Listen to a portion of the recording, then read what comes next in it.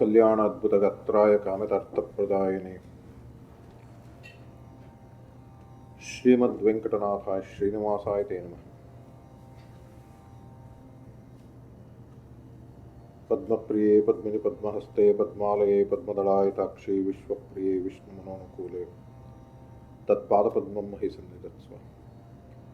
बुद्धिर्बलं यशोधैर्यं निर्भयत्व अरोगत अजाड्यं वाक्पटुत्वं च हनुमत्स्मरणात् भवेत्। सर्वे गुरुभ्यो।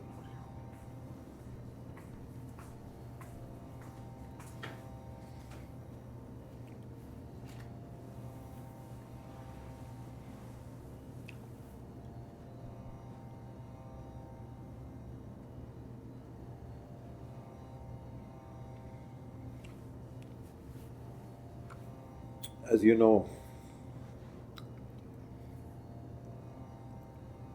one of the most popular statements of Shri Krishna in Bhagavad Gita,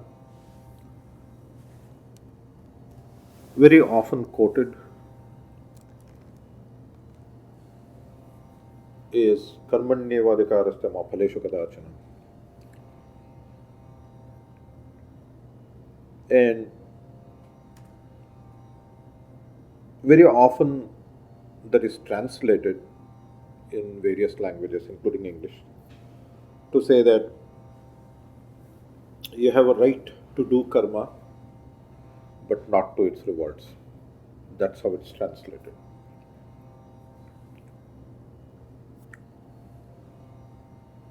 In a way, even though we have talked about this particular concept in various forums and various occasions, it sort of comes back to me today because of a few things that happened this morning. All good things, nothing bad. It's all good stuff. But as I look at people that I'm fortunate to run into, as I see people like a fruit, we talked about this in chapel the other day, just like a fruit, Phala, starting from like a raw, small thing hanging from a branch to getting bigger and bigger and bigger, and then it becoming juicy and pakwa, as I call it, right? Becoming full, so that it's right to be plucked. This statement of Shri Krishna that you have a karmanyevadhikarasya ma phaleshu kadachana. My focus is on that one word, phaleshu kadachana, right?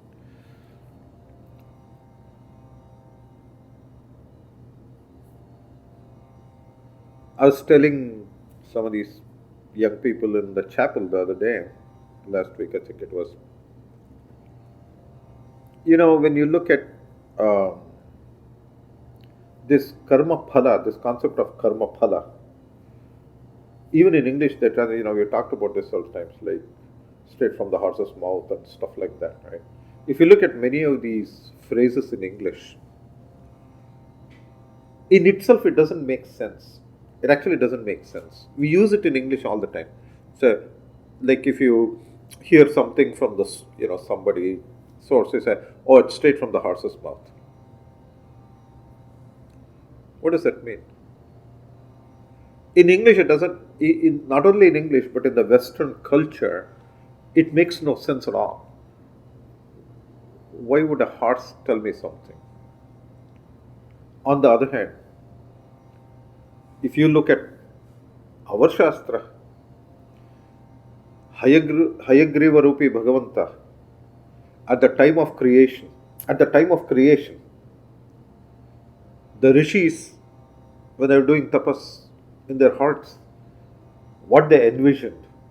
This is at the time of creation, nobody was there, not even the Devata Shaktis.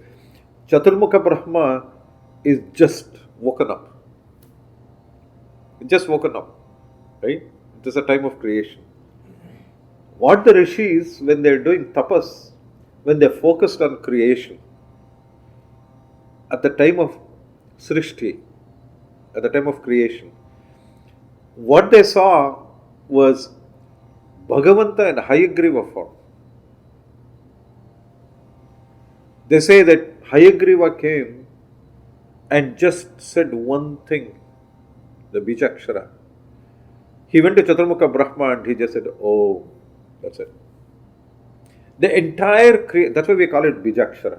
Not only are all the whatever meaning you can get from the Vedas,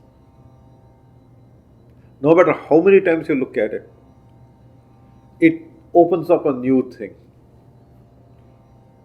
Right? Once a year, we all sit down and we call it Upakarma, right? We change our Yajnopavita, put on a new Yajnopavita, and take an oath that I tried last year, I don't know how much I succeeded. I tried. Okay, and I tried to learn something. A few facets of something opened up to me.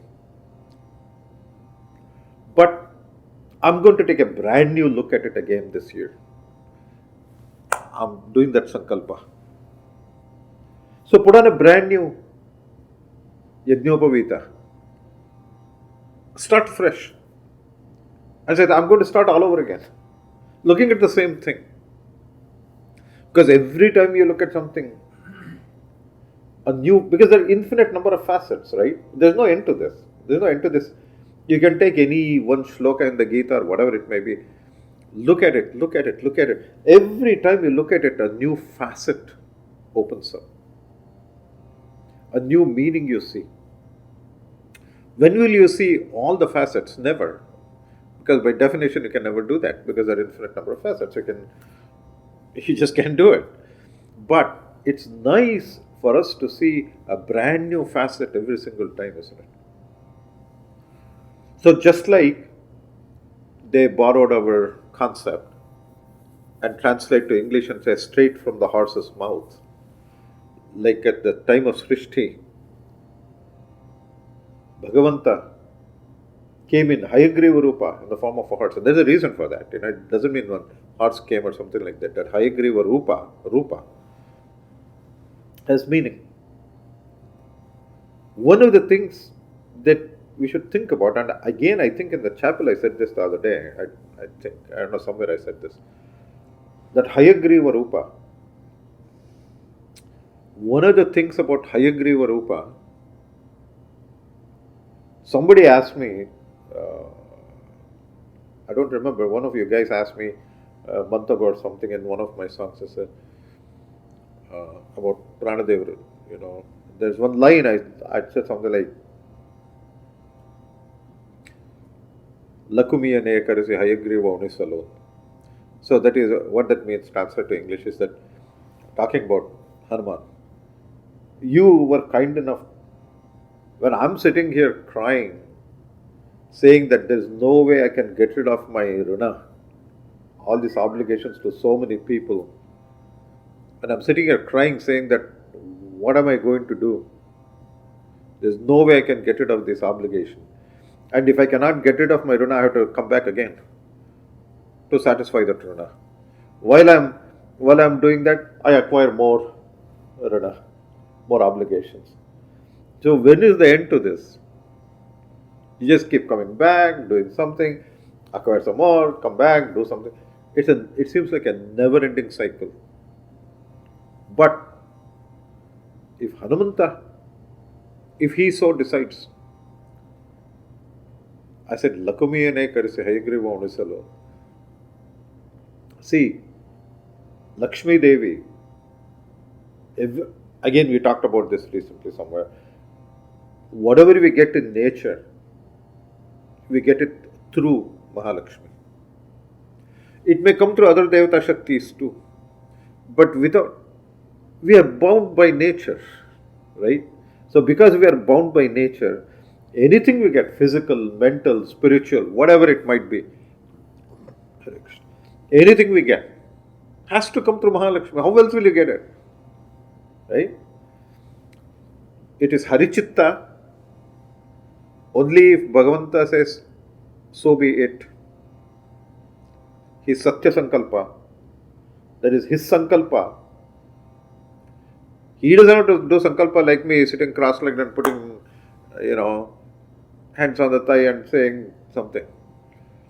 His Chitta, his Sankalpa is always true. Satya Sankalpa. It's always true. However, how does it come to us? Because how will it come to us?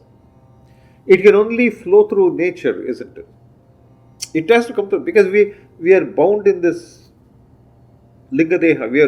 The Jiva is bound, it's covered up in this covering, right? So anything that has to reach me, it cannot skip that nature and come directly into me, right? So it has to come through nature. But if she so chooses, according to Harichitta, Lakshmi say Hayagriva Unisalum. See that in poems you always play with words, Hayagriva is a dish, right? So you may think that, Lakshmi came and fed me some Hayagriva. Shallow, obviously we're not talking about that. So what is it that, if I'm sitting here and crying, feeling sad and I'm crying, whatever it might be, whether it's because you're obligated to so many people, the Rana, or whatever it may be, if she comes and quote unquote feeds Hayagriva, what she's actually feeding me, not in my mouth, but in my heart, is that Hayagriva, where there is Lakshmi Hayagriva, they say that where there is a Lakshmi Hayagriva, there is never any poverty, there is never any dearth of anything. That Lakshmi Hayagriva Rupa. So that Lakshmi Hayagriva Rupa, what it does in my heart is what? Constantly opening up new facets of not only the Vedas but the Veda Purusha. Constantly. Just like I told you, the horse, it cannot stand still, right? It's always constantly moving. Constantly it's moving. A horse can never stand still. Similarly, the Vedas, the knowledge, the Vedic knowledge, if it's constantly in my heart, if it's every day you see some new facet, right? Every day. Like you wake up and you see something nice. Every day. I mean, what better excitement can you get in life? Right? There's nothing better can get in life. Everything else becomes secondary. What Rana? Says, okay, fine, keep the Rana. I don't care. You have to come back. Okay, fine, I'll come back. Just keep showing me these new facets every day. Right? That's what I want. I want, okay, if I have to come back infinite number of times, so be it. But constantly, if Mahalakshmi says Tathastu, so be it. Every single day is a brand new exposure to Bhagavanta. A new facet. Maybe through a person, maybe through an object, maybe through some event. Whatever, right? So if you can see him, his Leela, in everything. Everything. Don't look at people. Why are you looking at people? Why are you looking at events? If there's something that attracts you, if there is something that tastes good, it's something that smells good, something that feels good. What else can give you that feeling other than Shri Krishna, other than Bhagavanta? Nothing. There is nothing in this world, nothing in this universe. Now, if you don't see him, that's your problem. It's, you know, you cannot be a Gandhari. God gives you eyes and say, no, I won't see it. I'll tie a cloth around my head. I'm not going to look. What are you going to do, right? If you see, if he has given you the vision, just like Shri Krishna did to Sanjaya, right?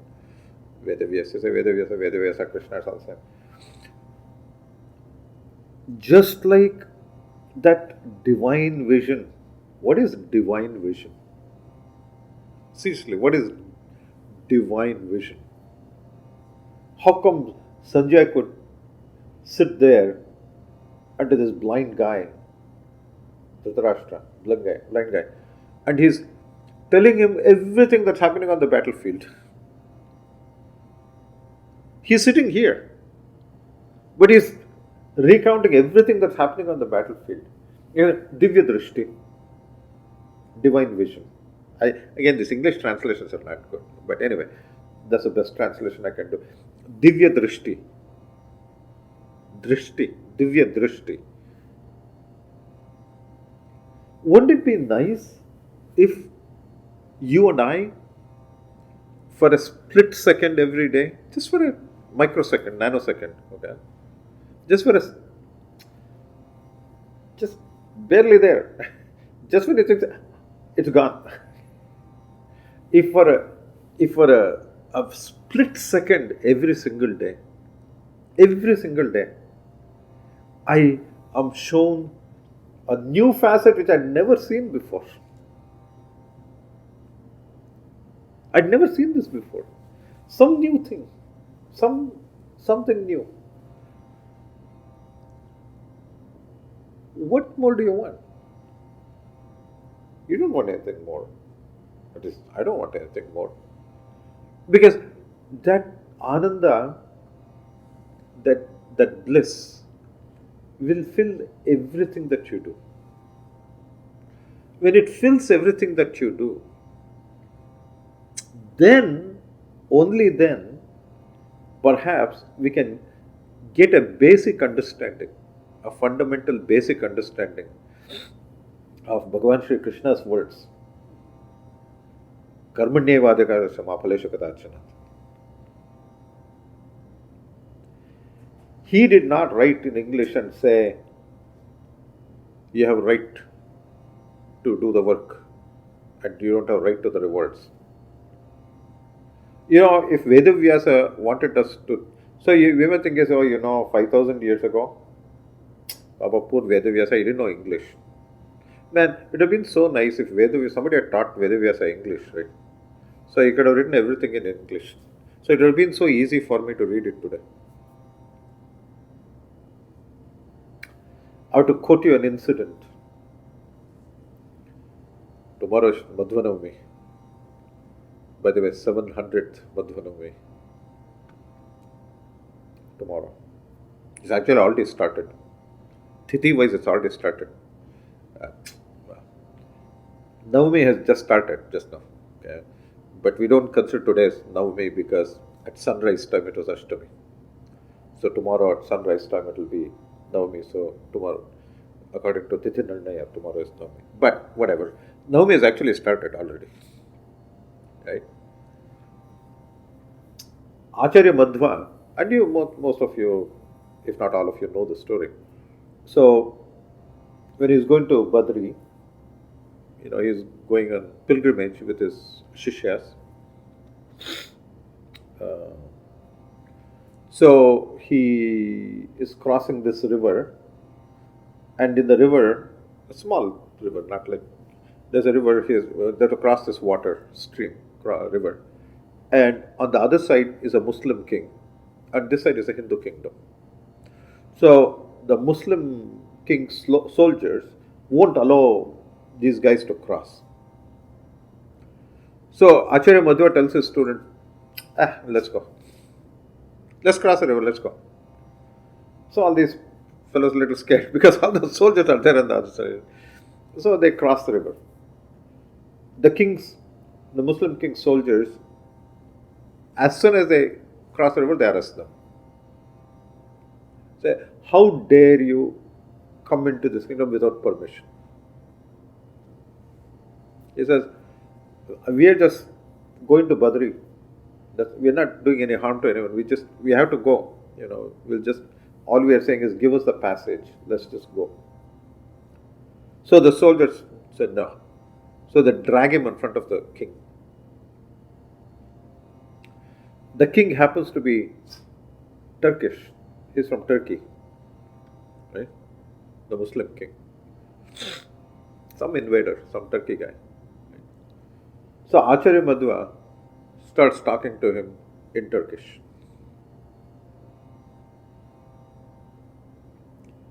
The king asks him, how dare you walk into my kingdom?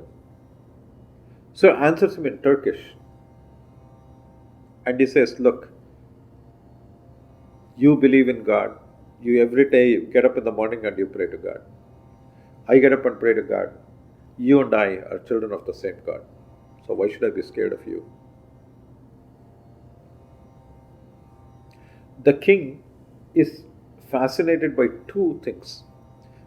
The first thing, he's freaked out that the guy is talking in Turkish. This Hindu sannyasi is talking in Turkish, his mother tongue.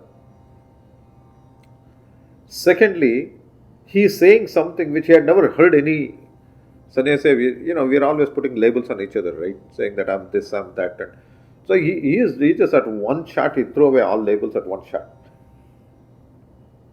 Right? He was so impressed. He said, please stay in my kingdom.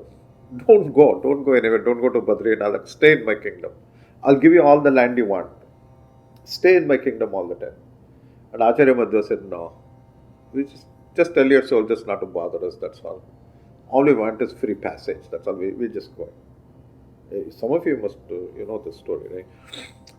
The point is this.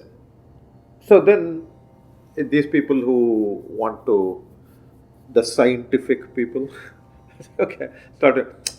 So when did he learn Turkish? When did Acharya Madhva learn Turkish?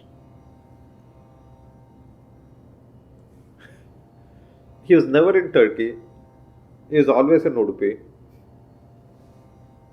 I mean, he traveled Rameshwaram, Badri, all this. But he was in India, what is today we call India. How did he learn Turkish?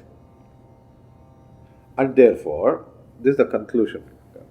And therefore, that story is all crap. This is the conclusion, the scientific conclusion. Somebody made up that story. Cannot be true. I have to tell you another incident about Acharya Madhva. We'll come back to Krishna's statement in a few minutes. Another incident from Madhva Vijaya. Madhva Vijaya is, for those of you who don't know, is a historical written by his contemporary, one of his shishyas, Narayana Panditacharya. It's a direct historical document, okay, written at that time. And he clearly says at the beginning that I'm only going to write down those things I saw with my own eyes, or some witness, like somebody told me, in whom I have 100% confidence and faith. Otherwise, I'm not going to put it down here. Just some random stories and all that I'm not putting down here. Right? Once, this Vedic scholar comes to Udupi and wants to challenge Acharya Madhva. He's an expert in Rig Veda. Right? He's an expert in the Vedas. So he wants to challenge him. So he comes there to Krishna Mat, what today is Krishna Matha in Udupi, where Acharya Madhva was, and he says, I want to challenge you into Vada, debate. So Acharya was, sure, have a seat. So he sits down and he says, okay, let's start. Tell me the first line in Rig Veda. Just the first line. This guy is the expert, okay? He says, tell me the first line. The guy sits there and cannot remember. The very first line. It's sort of like, if I take one of you doubly grad students or somebody like that and say, tell me Ohm's law.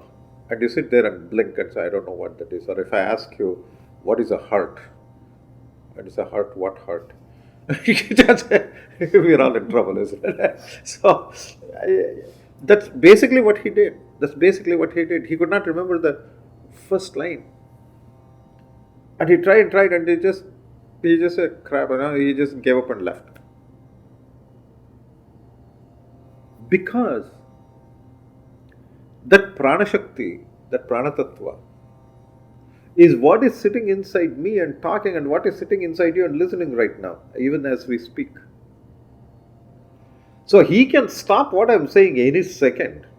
I mean, any split second he can stop that if he so chooses. Any split second he can make you stop listening if he so chooses. Seriously. You can sit there and stare at me and still not listen to a single word what I'm saying. Like if I ask you 10 minutes later, what did I say? I don't know. And I may sit here and say, oh, let me say something. And I may just freeze up and say some random stupid things. And you're all sitting there thinking, what's wrong with this guy? What happened to him? So that Devata Shakti sitting inside us, making us do every single thing.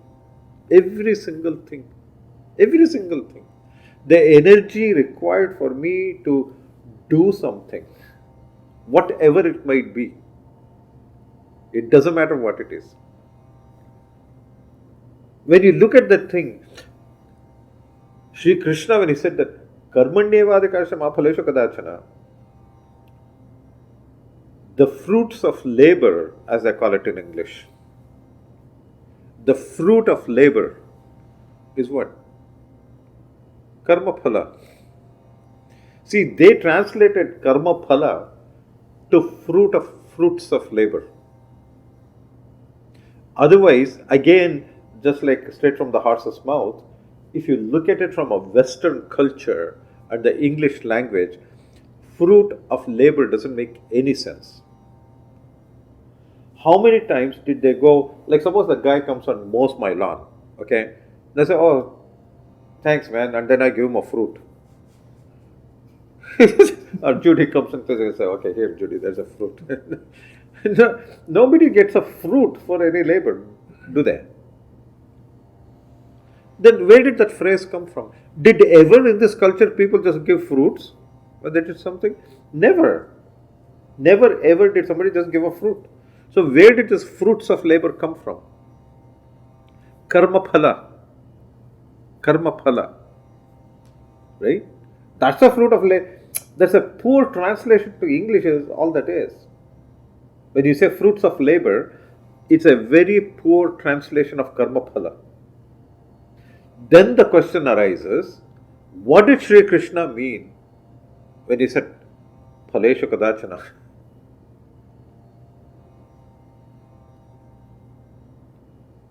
Don't go after the fruit.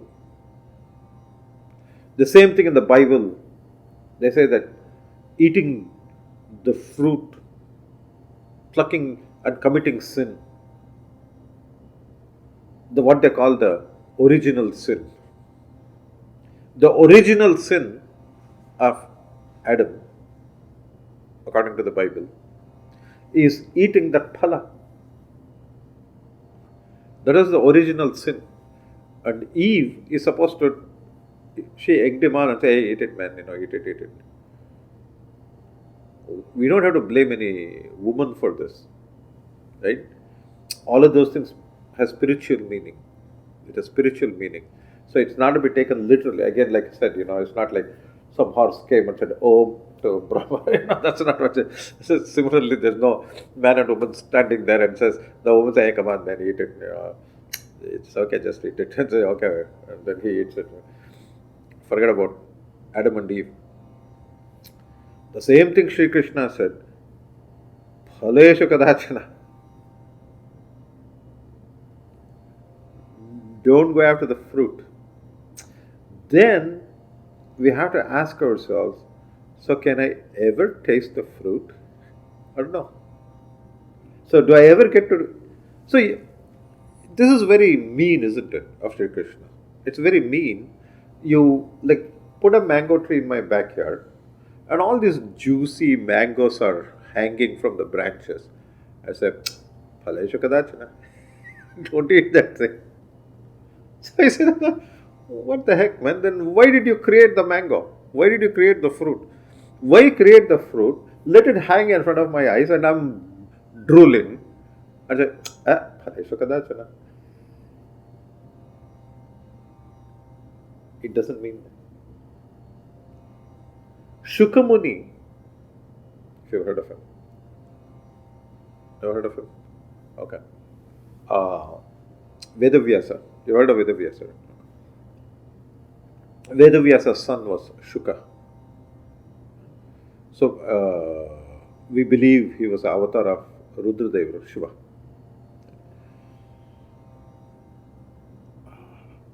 Parama Yogi. Yogi of the highest order. Shukamuni. Shuka means parrot. So he's called Shuka because of two things. One is, what does a parrot do? It repeats what it hears, isn't it? So he repeats what he has heard inside. Okay. Whatever he heard inside, not just something outside, in his heart, what he has heard directly from Bhagavanta. He says that, he repeats that. So what is it he gave to us? Srimad Bhagavata. It was Shukamuni who first time gave Bhagavata to us. There's another reason for that. What another thing that the parrot will do is it will go to a tree and it will taste the fruits, to see which is ripe. Okay. And it will only it will go and poke those fruits that are ripe. It can tell which fruit is ripe and which is not. So when the bird, if you have ever been to a real mango tree and all those things, nowadays you may not do such things, but if you actually go to a real farm, okay, some fruits will be lying on the ground. You don't have to climb up, it'll be lying on the floor. There's only one problem. You'll see some bird have pecked it to that. So Shukamuni, Shuka, he will go and look at this phala, this fruit, and whatever is ripe, he will pluck that and it falls. And if I'm standing on a ground like an idiot, I can catch it and eat it.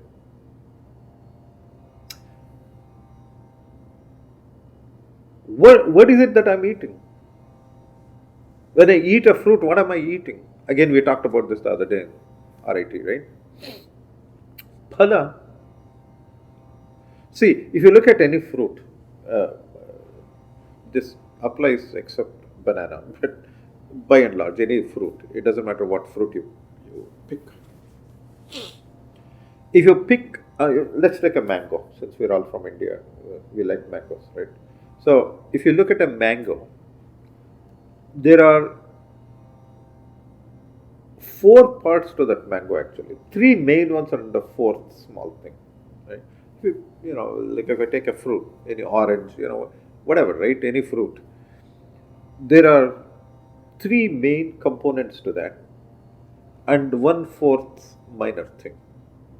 The 3 main things are the seed, the flesh, the skin. I can get you a clementine and show you that right now. There's the seeds. Nowadays we think we are very smart, right? Get rid of the seed. Seedless. We get rid of the most important thing. Anyway, there's the seed. This human greed, man. Can you believe this?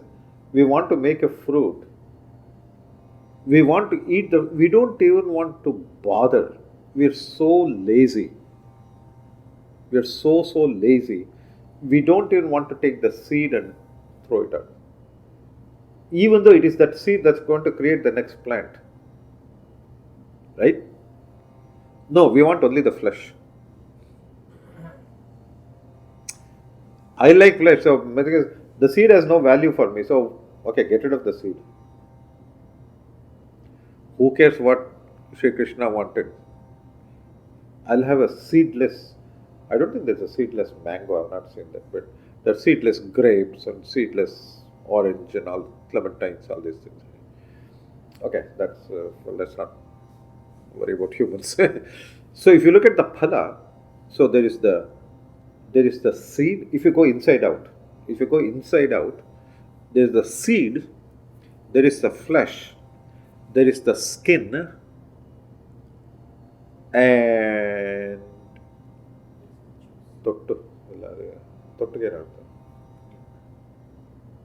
yeah, there's a little stem. Yeah, that's like a stem tip, whatever, from which is what will hang from the tree, right?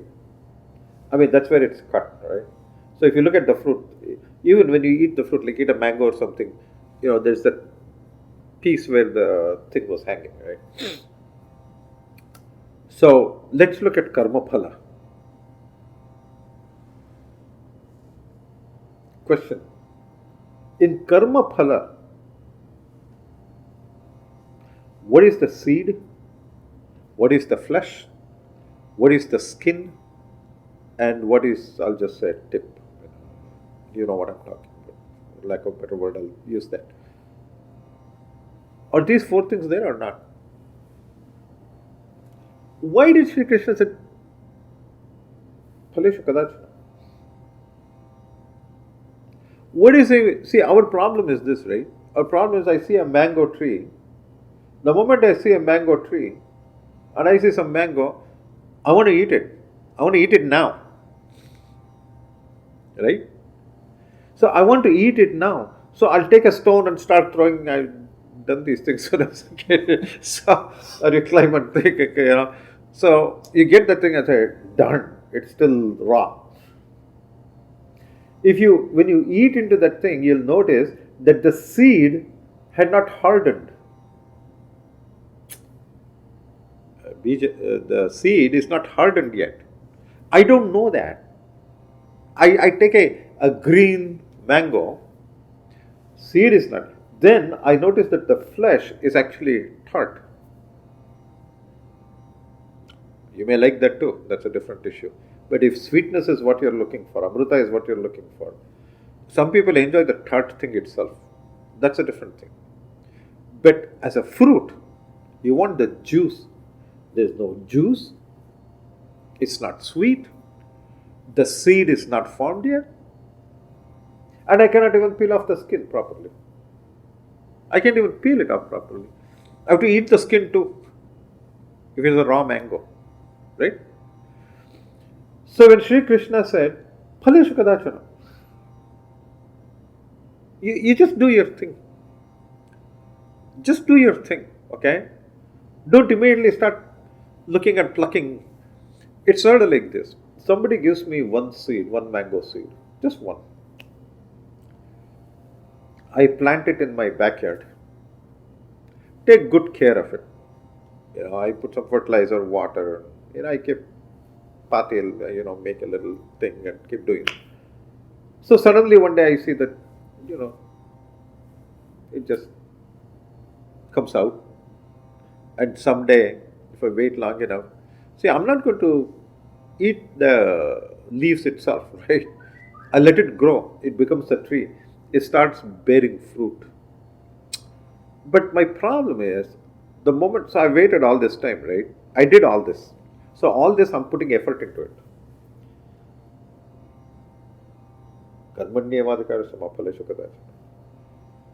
So I did all this.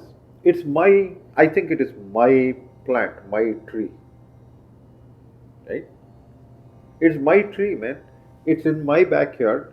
I put the seed in the thing. I put the fertilizer. I put the water. What's your problem if I pluck and eat the fruit.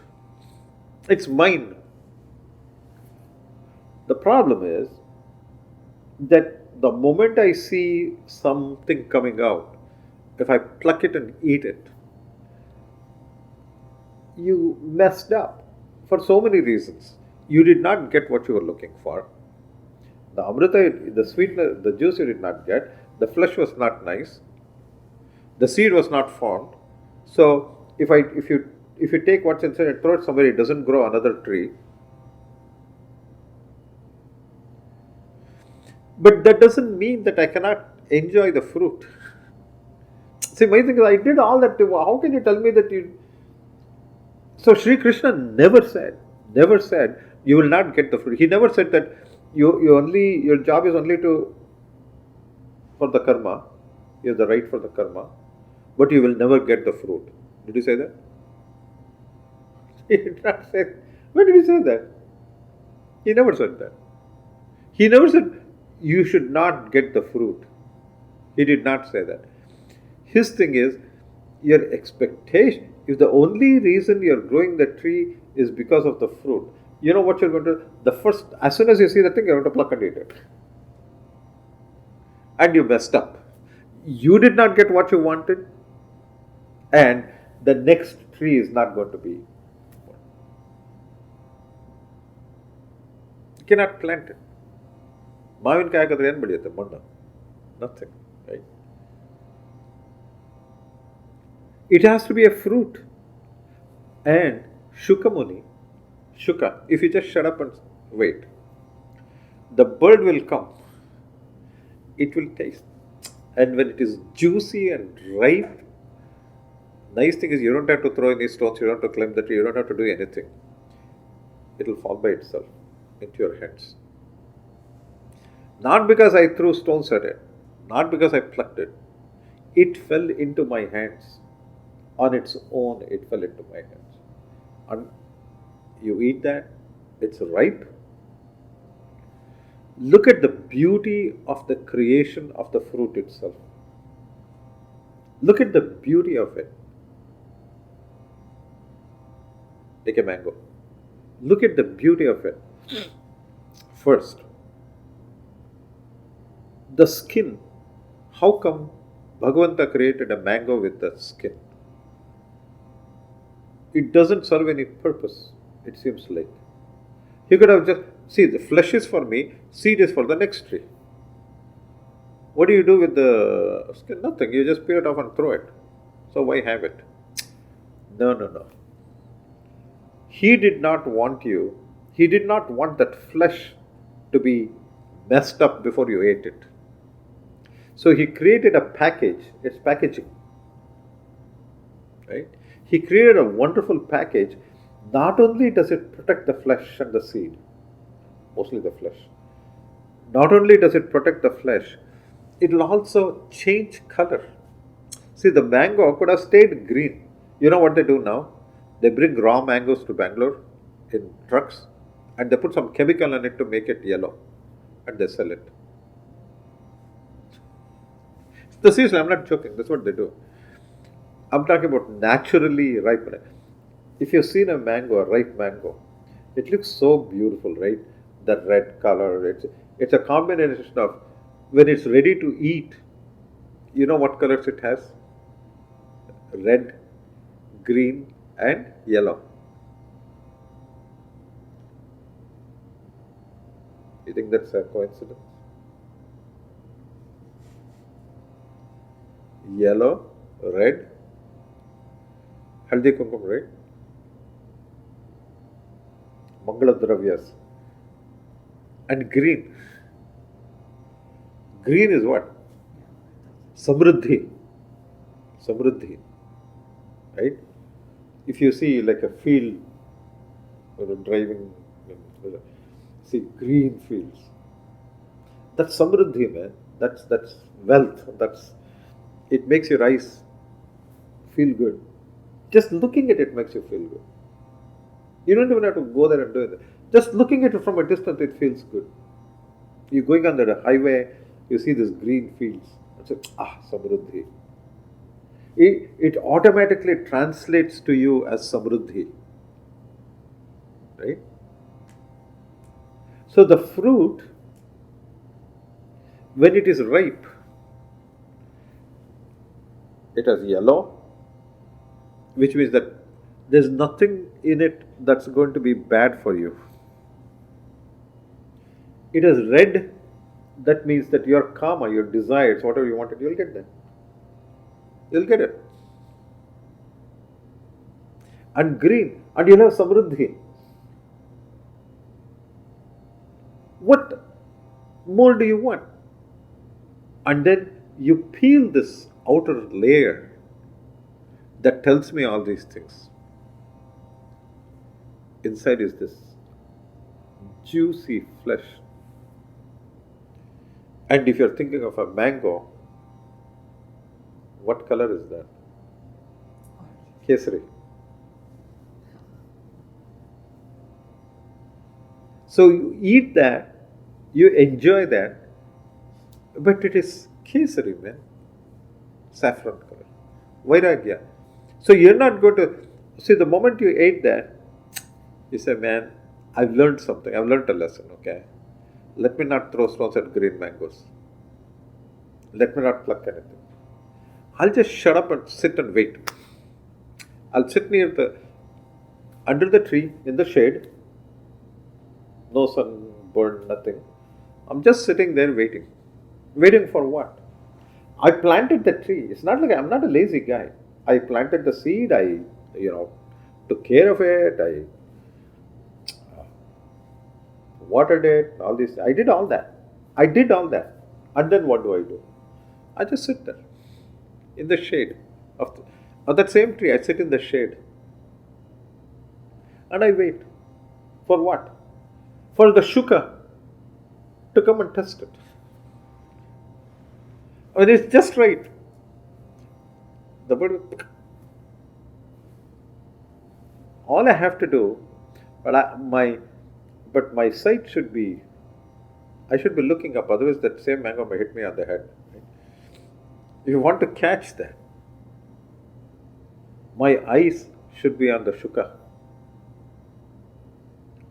Shiva, Rudradeva.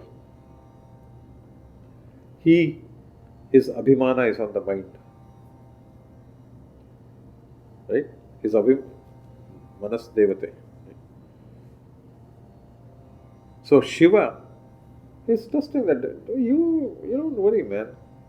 He's sitting in your mind and he's looking at all the fruits. When it is ripe, when the fruit is ripe, he'll pluck that and it will fall.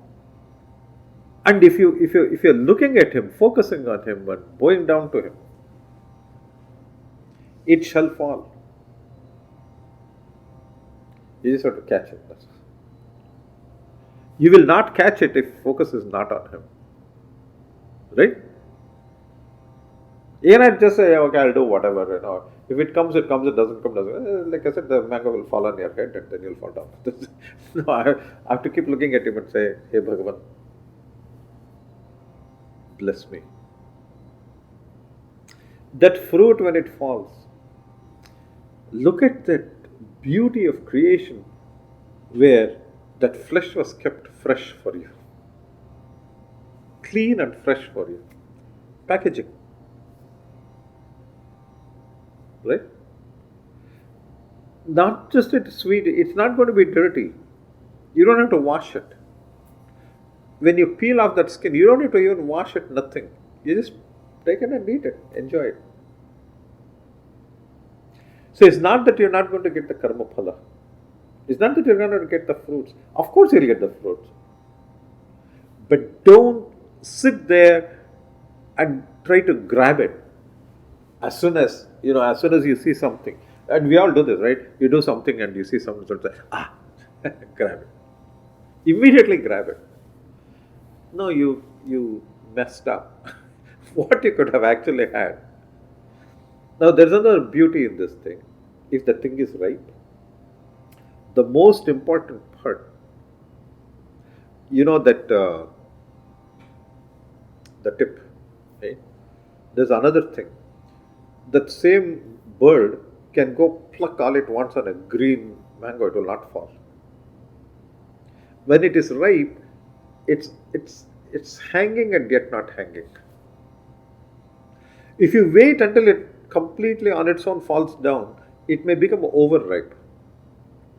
But when the bird just plucks that thing and it falls, it's just right, just right.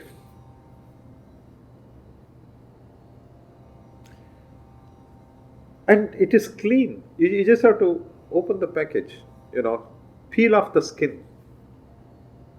And then the question is, what do you do with the seed? I can throw it in the trash. I discard it. I don't need this. I just throw it. But if you take that seed, you enjoy the flesh, eat the thing, have fun. After you have done all that, so first you peel, then you eat. Take that seed, wash it, and you can even keep it for a while. Nothing is going to happen. So the karma phala, I get the seed from that. Right now, suppose I don't have any land, I don't have a bhumi, I don't have a platform where I can plant it. So okay, I'll just keep it, hang on to it. It won't get spoiled. Keep it. Come back after 2 janmas, 3 janmas, it's alright. The seed is still with you. And then you find a platform, you find a bhumi. You're given a bhumi. Somebody gives you some land, you say, okay man, that 10 foot by 10 foot, you can grow whatever you want. It's not mine. But somebody tells me, okay fine, you can grow something there if you want. So I say, I have a platform. I've been given a bhumi. Because without a bhumi, seed is of no use. So you go and say, let me plant. I kept the seed. I didn't throw it away in trash. I didn't eat the fruit and just throw it away. I washed the seed and I kept it carefully with me. Once I get a bhumi, I plant it. And again I put some water. What happens? Another tree will come.